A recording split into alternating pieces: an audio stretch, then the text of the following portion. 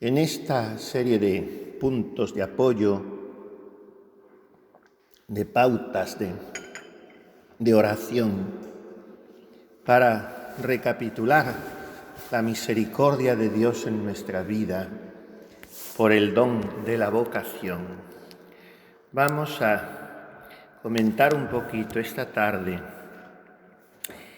la carta más bonita del epistolario, seguramente, de Juanita, que es la dirigida 20 días escasos, 3 semanas antes de entrar Carmelita, a su hermano carísimo, se adoraban, Lucho. Después, esta es la carta 81, y si nos da tiempo aludiremos un poquito a la carta que sería la última que ella escribe en el mundo, que es a su hermano Miguel, que es el mismo día que entra en el Carmen. Venimos diciendo que es el 8 de mayo, pero en realidad es el 7 de mayo, el día que entra en el Carmen.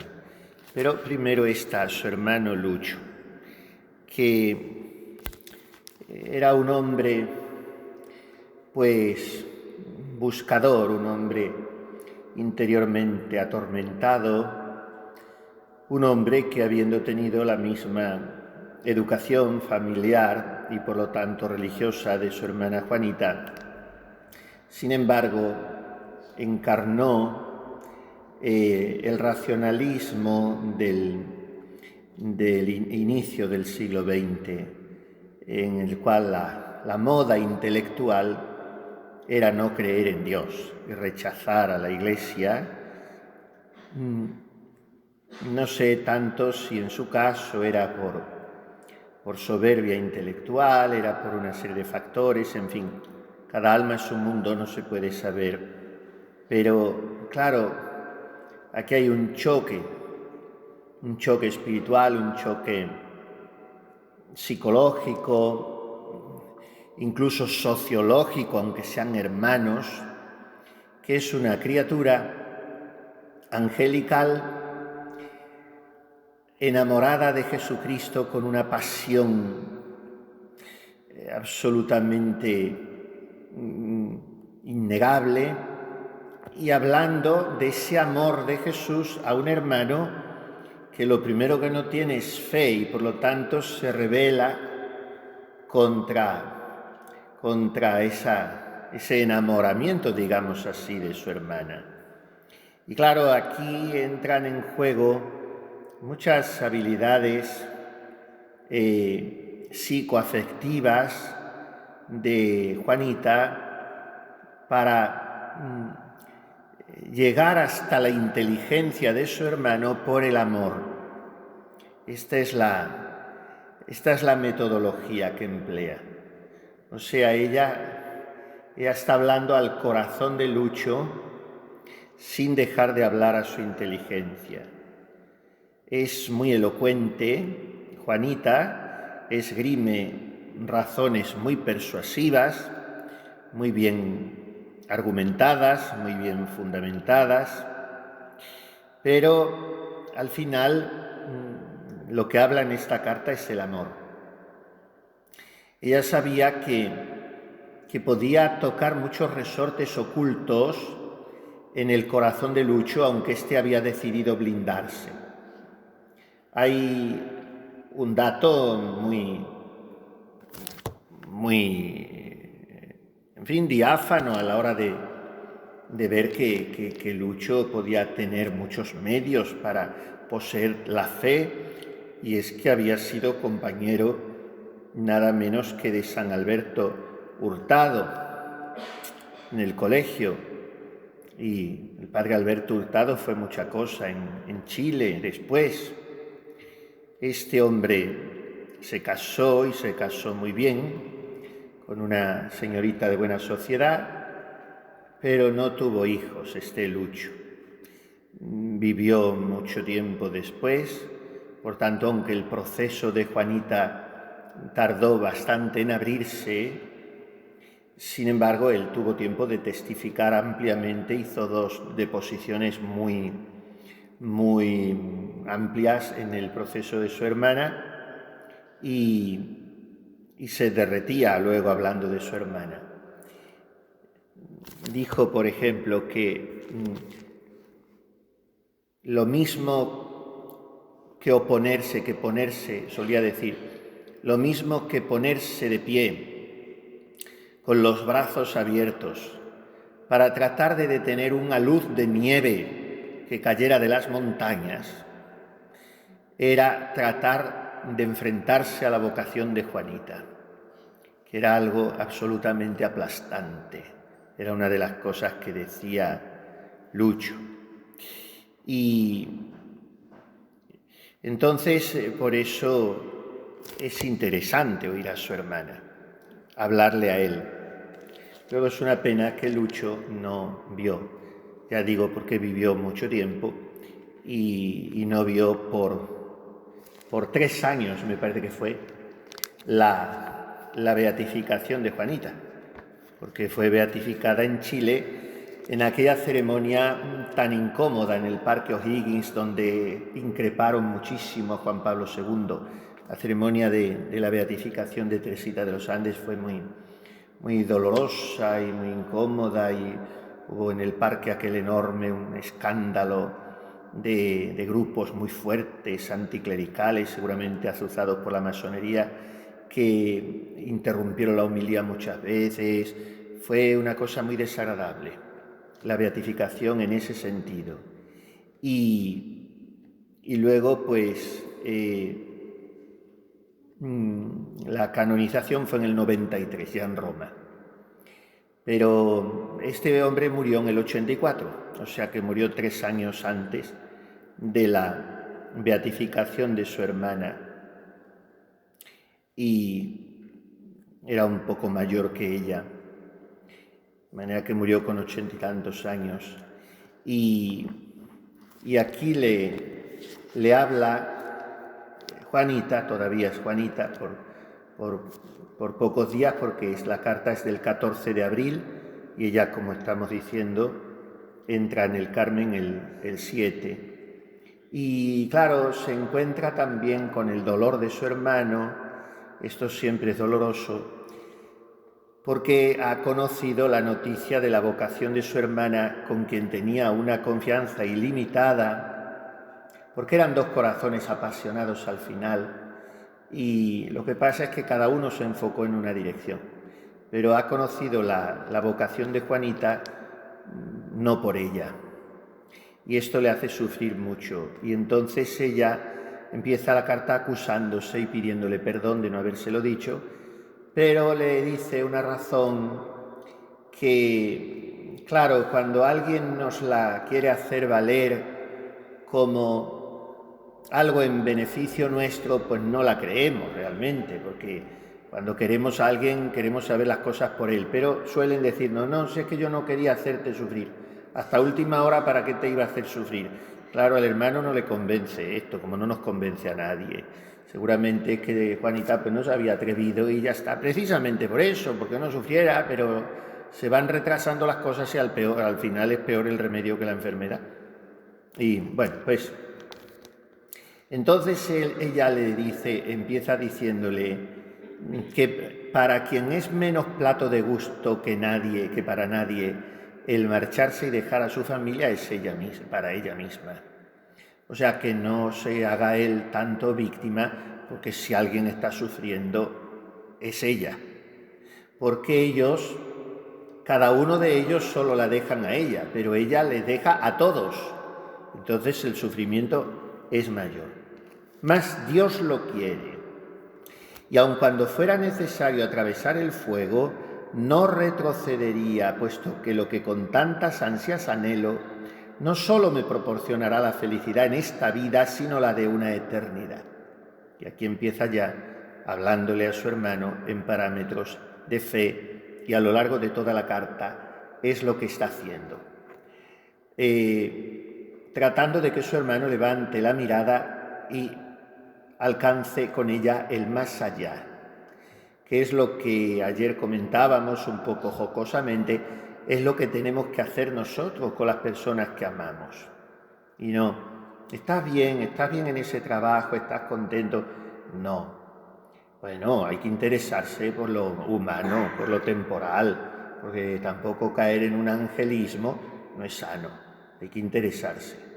Come usted bien, descansa bien, como me preguntan a mí todos los días, eso es cortesía y eso es buena crianza y bien, pero claro, hay que ir con las personas que amamos más allá y hablarles del más allá en la medida en que te escuchen. Dios lo quiere. Creo que tú más que nadie podrás comprender que existe en el alma una sed insaciable de felicidad. Entonces ahora yo creo que lo que hace Juanita es, con mucha habilidad femenina y con mucha ternura, con mucha delicadeza, hablar de sí misma sin que esto sea falso, pero plantear en sí misma, o sea, poner de relieve en ella los sentimientos que ella cree y sabe que hay en el corazón de su hermano. Y entonces esto es un ejercicio de empatía, que es lo que decíamos ayer. O sea, ella desde el principio de la carta se está poniendo en el lugar del otro. Y es muy distinto a nuestra manera de proceder que posiblemente las mujeres no, porque como digo, son más afectuosas y saben más entrar, son más comprensivas. Pero eso por las buenas. Como estén por las malas, la venganza es cruel. Eso también es verdad. Por las buenas, mucho más buenas. Por las malas, mucho más malas. Eso es matemático. Pero no le dice nunca, parece mentira, que no me entiendas, nunca hubiera esperado esto de ti. No, al contrario. Se echa a ella la culpa, que es lo que hay que hacer siempre. Empezar echándose la culpa y pidiendo perdón, que es lo que ella hace, y ganándote el ánimo del otro, apelando al amor, tocando la tecla de alguna evocación afectuosa de la infancia, de la familia, y entonces le dice de sí misma, mira, ¿sabes lo que me está ocurriendo a mí? Que desde pequeña, desde chica, dicen en Chile como nosotros, desde chica, pues ando buscando la felicidad y no la encuentro. Solo alcanzo un poco a ver su sombra y no puede satisfacerme. Y aquí está toda entera, Juanita, ¿no?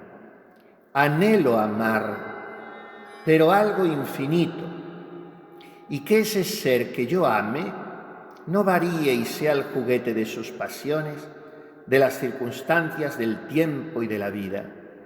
Amar sí, pero al ser inmutable, a Dios, quien me ha amado infinitamente desde una eternidad.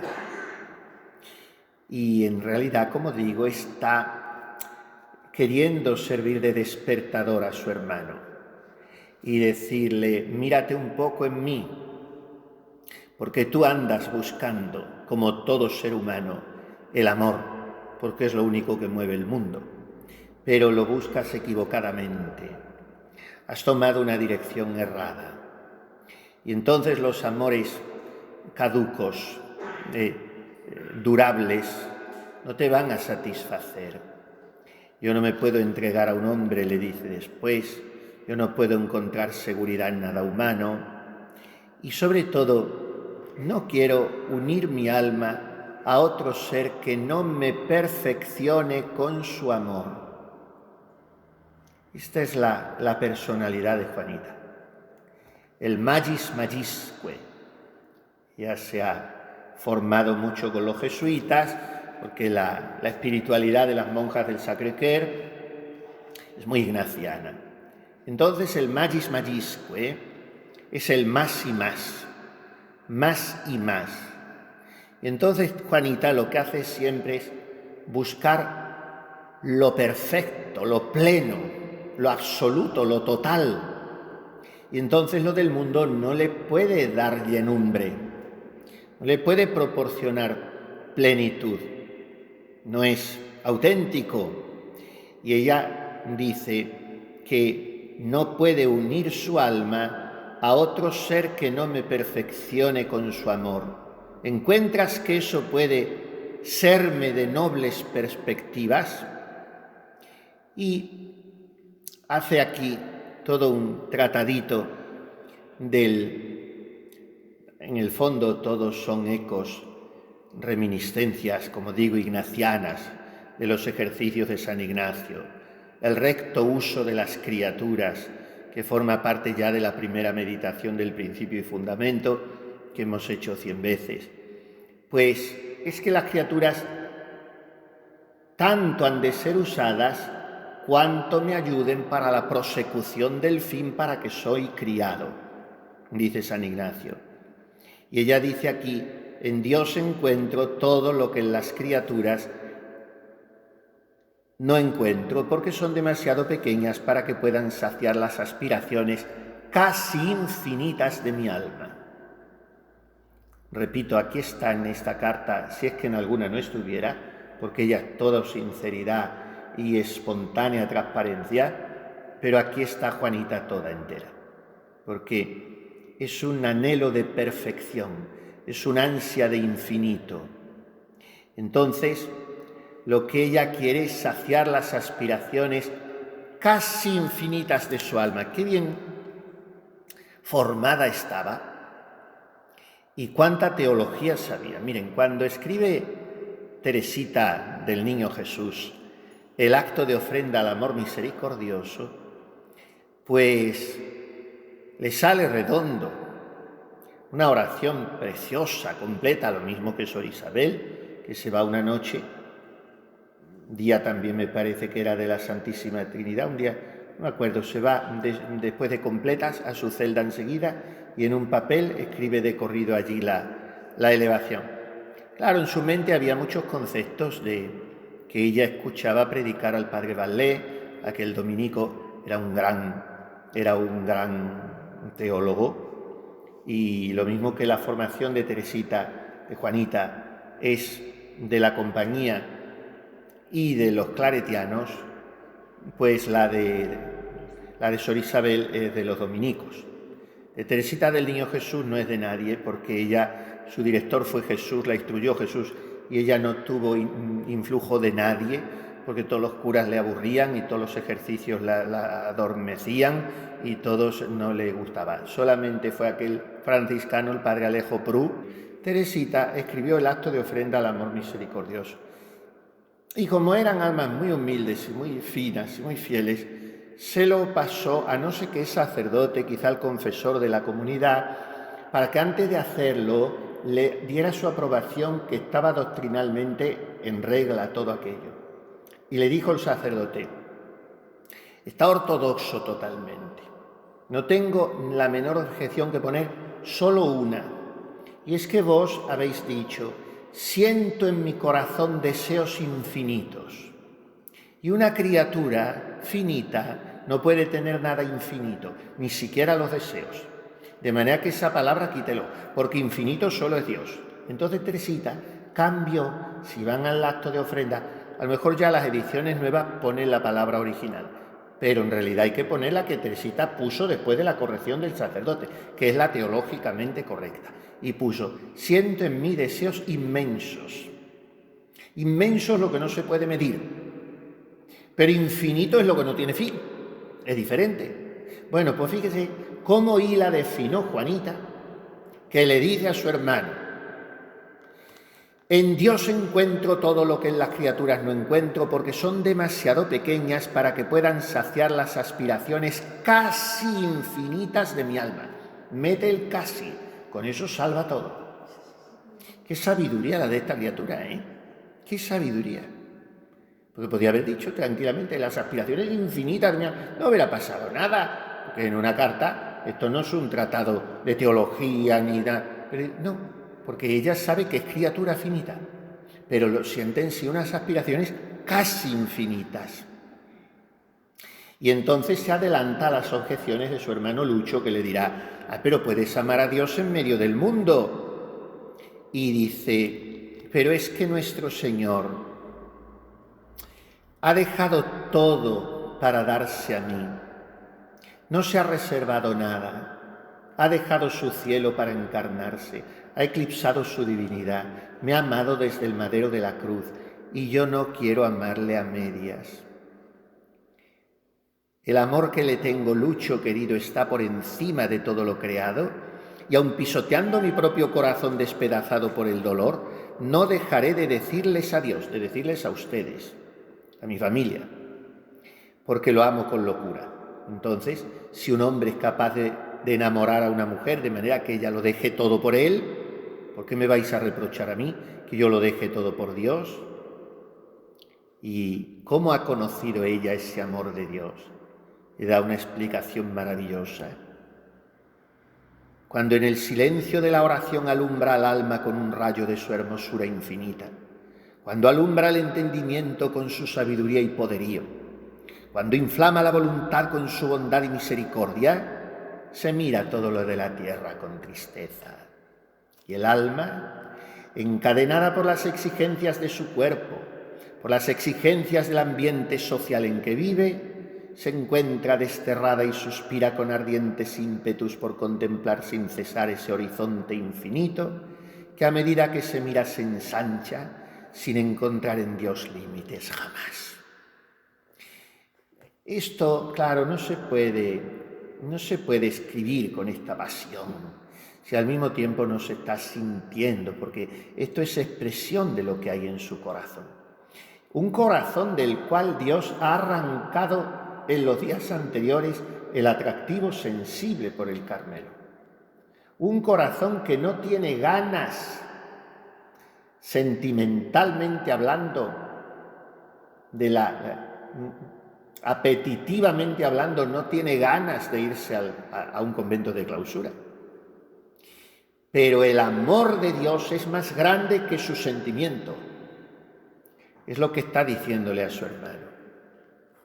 Y dice, tú no puedes comprender esto.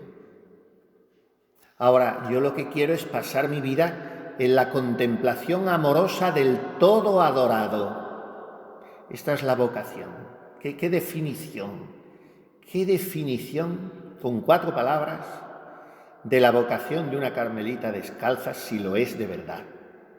Pasar mi vida en la contemplación amorosa del todo adorado. Aquí hay 3 actitudes del alma, de la inteligencia y de la voluntad. Contemplar, ejercicio intelectivo de la inteligencia. Pero no es un mero ejercicio intelectual. Contemplar, analizar, penetrar con mi mente, darme cuenta, abismarme en eso sería la mera contemplación, pero la contemplación de la carmelita es advertencia amorosa, es atención amorosa, que dice San Juan de la Cruz. Entonces es contemplar, pasar mi vida en la contemplación amorosa, es contemplar amando y amar contemplando. Y contemplando y amando, adorar. Porque ¿a quién contemplo? A mi todo adorado. La adoración es otra actitud, no coincidente al 100% con la contemplación y el amor. La adoración es vivir vuelto a ese ser que tiene en mí toda su primacía. Por eso el empeño de Benedicto XVI, escuchado y seguido por muy pocos, es recuperar en la Iglesia el sentido de la adoración y poco a poco ir desterrando estas liturgias circo, que es lo que tenemos, y este horizontalismo y este autorreferencialismo. La adoración es ad orare, orar hacia, estar vuelto a. En el prólogo de San Juan, que en la misa tradicional se dice al final de la Santa Misa todos los días, que es una perla maravillosa de la Escritura, dice: in principio erat verbum, et verbum erat apud Deum, et Deus erat verbum. En el principio era el verbo y el verbo estaba apud Deum, el verbo estaba junto a Dios, traducimos nosotros. Pero la palabra griega que usa San Juan significa, hay que traducirla como en el principio era el Verbo, y el Verbo estaba vuelto a Dios. O sea, que el Padre está engendrando eternamente su Verbo, y el Verbo, genitum non factum, está contemplando eternamente al Padre, y de esa mirada, de esa llamarada de amor inmensa, brota el Espíritu Santo. Bueno, pues por tanto el Verbo está vuelto al Padre. Ese es el alma adorante, el que vive vuelto a Dios. Y al volverse a Dios por la adoración, se vuelve al centro de su alma por la contemplación. Y al volverse al frente a Dios y al volverse adentro a Dios, se vuelve afuera por un movimiento centrífugo que es el del amor. Estas son las tres actitudes de la Carmelita descalza: contemplación, amor, adoración. Quiero pasar mi vida en la contemplación amorosa del todo adorado, le dice a su hermano. Y si sigo viviendo fuera, como tú pretendes, eso es imposible. Y mira que experimento todo el dolor que se puede experimentar en una separación. Y aquí verdaderamente emociona leer esta carta. Como sabe Juanita tocar las fibras sensibles del corazón de su hermano, pero no como una artimaña estratégica, no, sino porque está abriéndole su propio corazón con toda sinceridad. Te quiero como nunca te he querido. Pocos hermanos existirán tan unidos como nosotros dos. Sin embargo, te digo adiós. Sí, Lucho de mi alma, es preciso que te diga esta palabra tan cruel por un lado, pero no si se considera cuanto dice.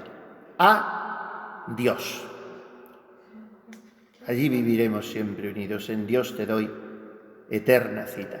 Y ahora vuelve al principio. Ha empezado pidiéndole perdón. Yo tengo la culpa de no habértelo dicho, pero ahora lo vuelve un poco del revés y dice: mira que la carta que me has escrito me ha hecho sufrir mucho, porque yo no es que he querido ocultártelo, he querido decírtelo muchas veces.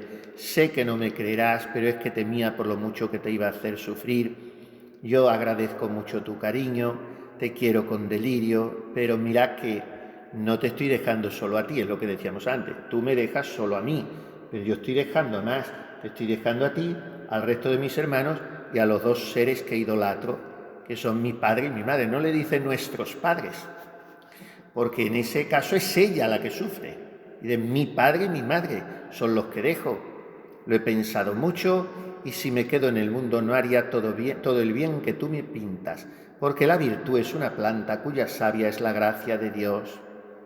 Y Dios no me la otorgará si yo no soy fiel en seguirle.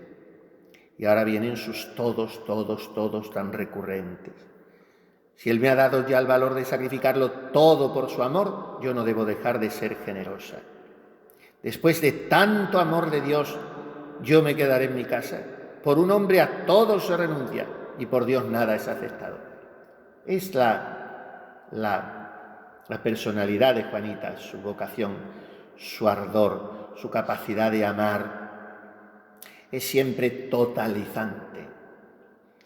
Aquí es donde muchas veces fallamos nosotros.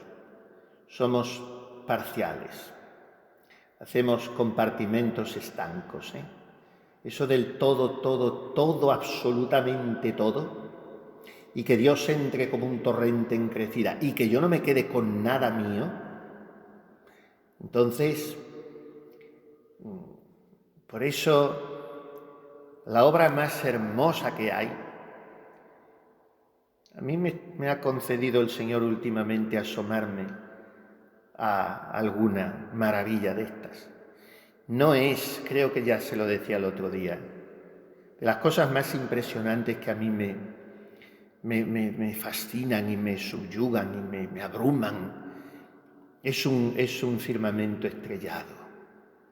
Cuando yo veo el cielo y pienso que muchísimas de esas estrellas han dejado de existir hace siglos y yo las sigo viendo, porque si la velocidad de la luz es 300.000 kilómetros por segundo, fíjese a cuánta distancia estará ese lucero que me está llegando a mí todavía, a esa velocidad, la luz de una estrella que hace siglos ha dejado de existir. y es una maravilla, las constelaciones, y yo pienso, si esto es el cielo por este lado, ¿qué no será por el otro? Bueno, pues el cielo, la creación, las maravillas de la naturaleza. Bueno, pues mucho más hermoso que eso incomparablemente, por eso yo ahora me voy a contradecir y les digo que no echo de menos aquí nada en este pueblo, porque no viendo las maravillas de la creación, veo las de las almas de vuestras caridades y eso me compensa. Entonces, ¿qué pasa? Que ves una maravilla inmensa cuando te encuentras con un alma que se ha dado a Dios por completo. Son pocas, son muy pocas. Ahora la que se da por completo. Dios entra y como tú tengas la suerte de tener un palquito, porque eres su director espiritual o su confesor o algo, y desde ese palquito, avergonzado tú, puedas atisbar un poco, barruntar, columbrar. Bueno, verlo, lo único que lo ve es Dios. Lo que está pasando en esa alma, entonces te acuerdas de lo de la Santa Madre cuando te miras a ti mismo y se te caen los palos del sombrajo y no sabes dónde esconderte. Te acuerdas de lo de la Santa Madre. Dios no se da del todo a quien no se le da del todo. Y por eso nos quedamos a medio andar la mayoría. Ahora, cuando un alma se da del todo, pues lo estamos viendo estos días. La maravilla increíble, todo es desproporcionado. Se rompen todos los moldes, se sobrepasan todas las previsiones. Como una niña de 18 años puede pensar así, puede sentir así, puede escribir así, puede actuar así, puede contemplar así, puede amar así. Esto es Dios. Como decía don Marcelino Menéndez Pelayo de los escritos de San Juan de la Cruz, del cántico espiritual del Santo Padre, por aquí ha pasado el Espíritu Santo perfumándolo y hermoseándolo todo. Ha pasado el Espíritu Santo. Aquí no hay nada humano, siendo humano todo, pero todo ha sido divinizado. Todo está al modo divino. Bueno, pues si tú, Lucho, me hubieras visto casar con un joven bueno y me hubiera llevado, pero que no hubiera tenido fortuna y me hubiera llevado lejos, ¿tú te habrías conformado? ¿Y porque es Dios tú te desesperas? ¿Quién puede hacerme más feliz que Dios? En Él todo lo encuentro. Entonces luego refuta otro de los argumentos muy manidos que esgrime su hermano. En cuanto a lo que me dices, que la gloria de Dios no ganaría nada si dos, que es una errata, porque es todos. Tiene muchas erratas estas, como le dije el otro día. Han podido cuidar más estas ediciones y todo se les ha ido en el papel bueno y ya está. No ganaría nada si todos entran en los conventos, te encuentro razón. Pero eso sí, lo que no te doy la razón es que si las almas que han sentido un llamamiento muy especial a la perfección no lo siguen, pues esas faltan. Es verdad que en el mundo se necesitan almas virtuosas, hoy más que nunca, pero para estar en el mundo es indispensable tener especial asistencia de Dios, y yo no la tengo por la sencilla razón de que si tengo vocación para esto y no la cumplo y me quedo en el mundo, ahí Dios no me promete su asistencia. Esto es muy interesante. Esto es teología de la vocación. Otra cosa que luego Dios te dé, digamos entre comillas, resignadamente, con su voluntad consiguiente, no todo lo que te tenía previsto en su voluntad antecedente, porque en su voluntad antecedente te tenía previsto unas gracias enormes para tu santificación. Luego te dará las gracias suficientes para salvarte, para servirle, sí, pero no llegarás a ese grado de santidad porque estás malogrando tu vocación. Entonces hace falta estas almas también que se entreguen. La Carmelita da más gloria a Dios que cualquier apóstol. Y luego el otro argumento de su hermano, que ella está dotada con tantas cualidades que cómo las va a enterrar en un convento. Ese argumento también está. Y dice, ya bueno, yo no sé si las tengo, pero si las tengo, esas cualidades, fíjense qué maravilla de respuesta. ¿Cómo podré darle mayor gloria a Dios si no es dándome entera a Él y empleando día y noche mis facultades, tanto intelectuales como morales, en conocerle y amarle? La hermosura no la poseo, No era verdad, era guapísima, ya lo vemos por las fotos. Y si la poseyera, no dudaría en ofrecérsela también, porque lo mejor y lo más hermoso es lo que merece él. Como diciendo, a ver, si tú te crees que los conventos no están hechos nada más que para las feas. Al final se lo dice así muy finamente. Y ahora hace un poco de apología, de defensa de la religión frente a su hermano, que es muy descreído.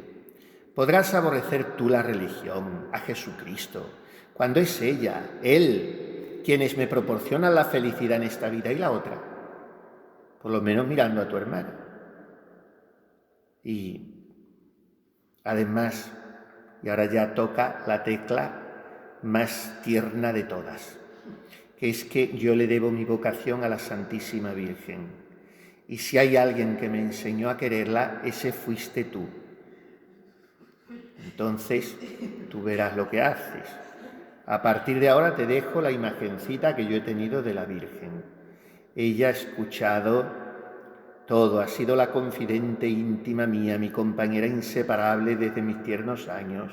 Ha escuchado mis alegrías y tristezas, ha confortado mi corazón tantas veces abatido por el dolor. Lucho, querido, te la dejo para que me reemplace cerca de ti. Y le dice que cuando él lo esté pasando mal, la mire a esa virgencita y ella le dirá, tu madre jamás te deja solo. Y que si todavía lo pasa peor y está llorando y abatido, entonces escuchará a la Virgen que le dice, no hay dolor semejante a mi dolor. Yo desde mi solitaria celda le rogaré por ti a esa Virgen casi idolatrada. Y nuestras almas hermanas se encontrarán. Y ahora llega a decirle algo muy heroico, que significa que quiere mucho a su hermano. Solo me queda una cosa que decirte. Si me hubiera enamorado de un joven con quien creyera ser feliz y no hubiera sido de tu agrado, no hubiera dudado un momento en sacrificar por ti mi felicidad, porque te quiero demasiado. O sea, es lo más que se puede decir. Ahora, no se trata de un hombre, sino de Dios. Y no se trata de mi felicidad temporal, sino de la eterna. Entonces, perdóname toda la pena que te pueda causar. Tú que me conoces sabrás el dolor en que estoy sumergida, pero tengo que hacer la voluntad de Dios. Quiere tú en mi lugar mucho más a nuestros padres. Sé bueno y lo bueno y hermoso casi siempre cuesta lágrimas y se compra con sangre del corazón. Piensa, termina diciéndole, que esta vida es tan corta. Ya sabes que esta vida no es la vida. Y repite esa despedida que la usaba mucho Teresita del Niño Jesús porque es muy francesa. Adieu, adieu, separado, adiós. Por eso viene de nuestro adiós, es de ahí. Vaya usted con Dios, quede con Dios, adiós. Adiós, hermano querido. Te abraza y besa tu Juana, que muy luego se llamará Teresa de Jesús, muy luego, enseguidita. Bueno, pues yo enseguidita quisiera terminar, pero no sin aludir, porque hemos visto esta carta rápidamente, porque de esta carta de cada párrafo había que hacer un comentario entero, pero es la carta, como les digo, 81 a su hermano Lucho.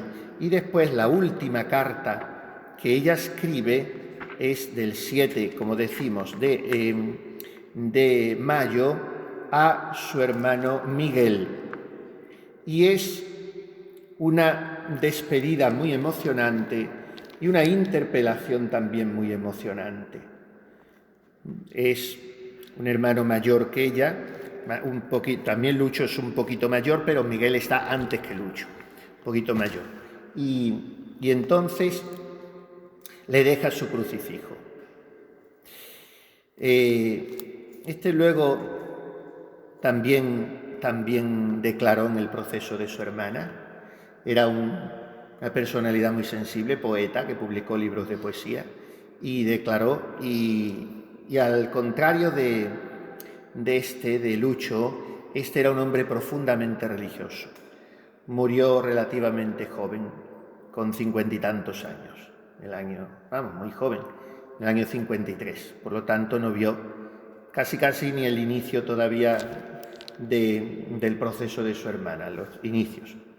Y entonces le escribe a él el último, al que escribe la última carta, diciéndole todo lo que le quiere. Los hermanos están todos destrozados porque ella era el encanto de la familia y era la estrella de donde iba. Ya sabemos cómo era. Y entonces este hermano, como un temperamento nervioso, porque era poeta, como decimos, pues todo se lo guardaba, así como Lucho seguramente era un colérico, o por lo menos un sanguíneo, y lo expresaba, pero este se había ido guardando. Juanita, que estaba sufriendo muchísimo, y él le decía: sé que tienes el alma destrozada, aunque nunca me lo has dicho, pero sin embargo muchas veces he querido penetrar hasta esa herida y tu carácter reservado me la ha ocultado. ¿Qué puedo yo hacer más que callar y rezar por ti? Si tú pudieras comprender lo mucho que he llorado por ti, me oirías todo lo que mi alma te quería decir. Pero, como están todos enfadados porque va a ser monja, y ella le dice: pero quizá no querrás oír los consejos de una monja. Sí, monja seré, pero siempre tendré corazón de hermana para ti.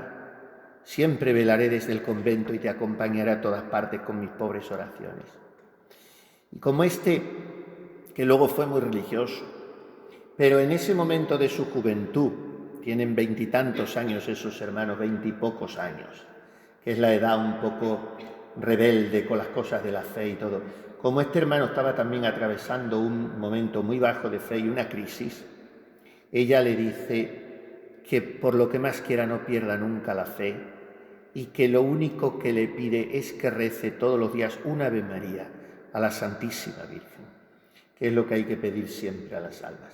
Que lleven el escapulario, eso se lo pido siempre a todos: lleva el escapulario, y a quien no está preparado para decir empieza a comulgar, aunque en muchas almas me encuentro yo que te parece que no están preparadas, las invitas a la vida de la gracia y a la comunión frecuente y empiezan y ves maravillas.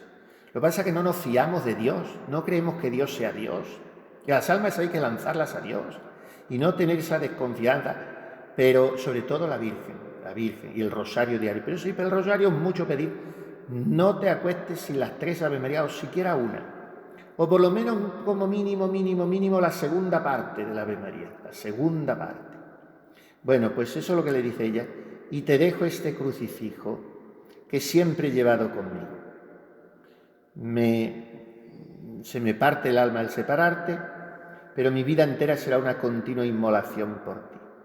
Y entonces, como sabe el peligro en que está su hermano veinteañero, sabe que muchos de sus amigachos no le ayudan ni favorecen, sabe que está en una pendiente inclinada, que luego, como decimos, el hermano se casa, tiene 2 hijas y bueno, es un hombre religioso y de orden, pero en ese momento, claro, a todos luego les ayudó Juanita desde el cielo, como es natural, y su muerte fue una gracia para toda la familia, pero entonces le dice: cuando las pasiones, los amigos te quieran sumergir en el abismo, ella, tu hermana Carmelita, al pie del altar, estará pidiendo para ti la fuerza.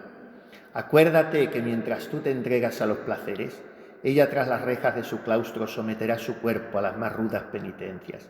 Sí, Miguel, te quiero con locura, y si es necesario que yo pierda mi vida porque tú vuelvas sobre tus pasos y comiences la verdadera vida cristiana, aquí la tiene Dios. Aun el martirio, con tal que cuando pasen estos 4 días del destierro nos encontremos reunidos para siempre en Dios. Adiós, hermanito querido, perdóname todo lo que te he hecho sufrir, no ha sido con intención. No te olvida tu hermana que tanto te quiere, Juana. Y añade la postdata, que como decíamos el otro día, al final es lo que hay que leer en cartas de mujer, la postdata. Y en la postdata le dice estas 3 frases: te ruego que no dejes de cumplir con la Iglesia, sé bueno con mi papá y mamá, y subrayado al final de todo, escríbeme, porque así no perdería ella la ocasión de seguir dándole consejos. Es un corazón de una ternura extraordinaria, de una afectividad tan delicada, tan olvidada de sí, tan fina, tan entrañable, pero es un corazón en el que todo está tamizado por el amor de Dios. No hay más realidad que el amor de Dios, y por eso digo que todo en Juanita es totalizante. No hace apartijos, no se reserva un poco, no reconquista, no mira para el futuro, no guarda porque teme, no, es todo para Dios. Y por eso Dios es todo para ella. Ya toda me entregué y di. Y de tal suerte he trocado que mi amado es para mí y yo soy para mi amado. No hay más aquí. Por eso el amado la toma por completo. Entonces estas cartas y este magisterio de esta niña nos sirven a nosotros para eso, para animarnos a tomarnos en serio la entrega a Dios y a no reservarnos. Una vez leí esta frase en el santo obispo, ya es venerable, don José María García La Higuera, el fundador de las Oblatas, arzobispo de Valencia, murió hace poco, en el año 89 me parece. Reservarse, ¿para qué? ¿Para quién? ¿Para cuándo?